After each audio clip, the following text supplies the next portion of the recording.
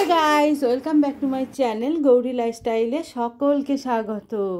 কথায় বলে মাছে ভাতে বাঙালি, কিন্তু বাঙালির এই ভাতের থালার পাশে যদি আলু পোস্ত না থাকে তাহলে কিন্তু খাওয়া অসম্পূর্ণ থেকে যায়, তাই না?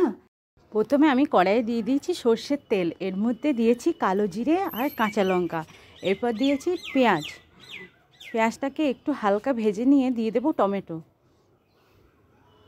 দিয়ে দিলাম টমেটোটাকেও হালকা ভেজে নেব, খুব বেশি ব্রাউন করতে হবে না, হালকা একটু ভাজলেই হবে।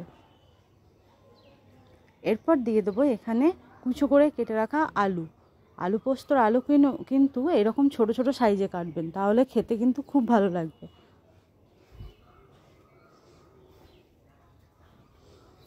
ব্যাস, এটাকেও আমি একটু ভেজে নেব ভালো করে।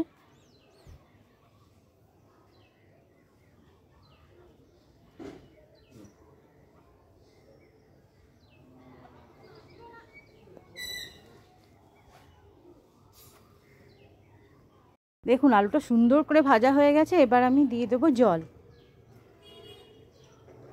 এতে একটু উষ্ণ গরম জল দেবেন, তাহলে কিন্তু টেস্টটা আরও ভালো হবে। এরপর দিয়ে দেবো স্বাদ মতো নুন।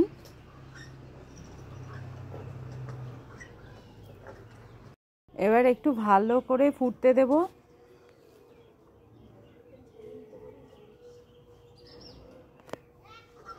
আলুটা সেদ্ধ হয়ে গেছে, এবার আমি দিয়ে দিলাম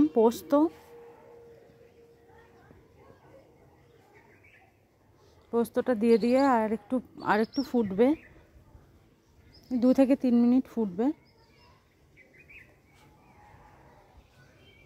ব্যাস, 2 থেকে 3 মিনিট চলে এসেছি। 3 মিনিট পর দেখুন কত সুন্দর কালারটা এসছে, পোস্ত একদম রেডি। দিয়ে দিলাম ওপর থেকে সর্ষের তেল। এবার একটা বাটিতে আমি ঢেলে রাখবো।